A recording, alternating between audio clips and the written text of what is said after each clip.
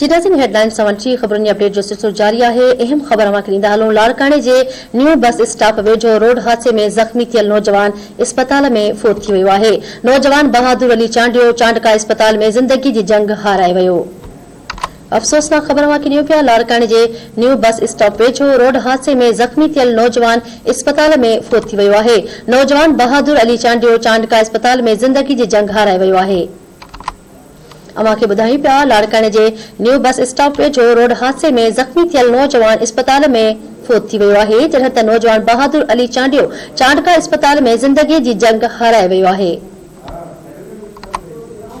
जिनासीन अमा के अहम खबर ॾियूं पिया। लाड़काने जे न्यू बस स्टॉप वेझो रोड हादसे में जख्मी थियल नौजवान अस्पताल में फोत थी वियो आहे। नौजवान बहादुर अली चांडियो चांडका अस्पताल में जिंदगी की जंग हाराए वियो आहे। अफसोसनाक खबर अमा के ॾियूं पिया। लाड़काने जे न्यू बस स्टॉप वेझो रोड हादसे में जख्मी थियल नौजवान अस्पताल में फोत थी वियो आहे। नौजवान बहादुर अली चांडियो चांडका अस्पताल में जिंदगी की जंग हाराए वियो आहे।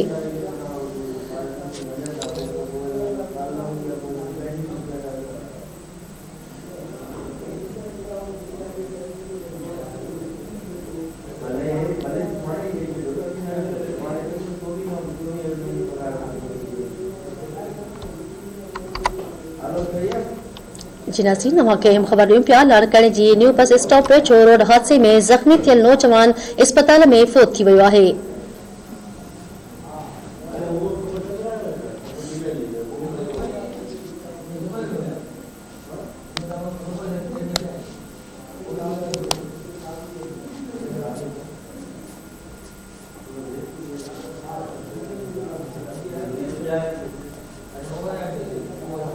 नौजवान बहादुर अली चांडियो चांडका अस्पताल में जिंदगी की जंग हाराए वियो आहे।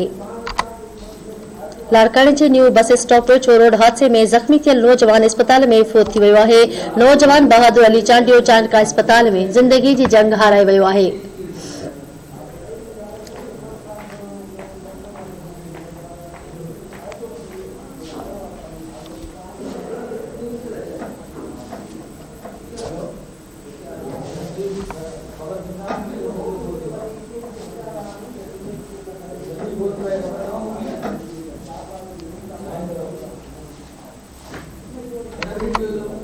जिनासीन अमा के अहम खबर का आगाह कयूं पिया। लाड़काने जे न्यू बस स्टॉप वेझो रोड हादसे में जख्मी थियल नौजवान अस्पताल में फोत थी वियो आहे।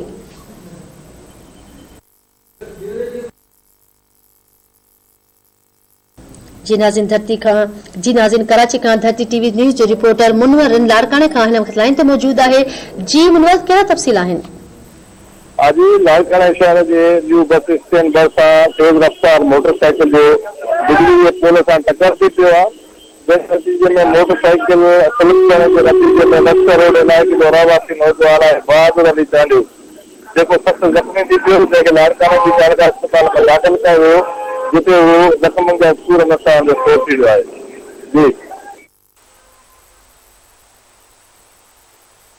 मुनवर अपडेट करण जे लाइ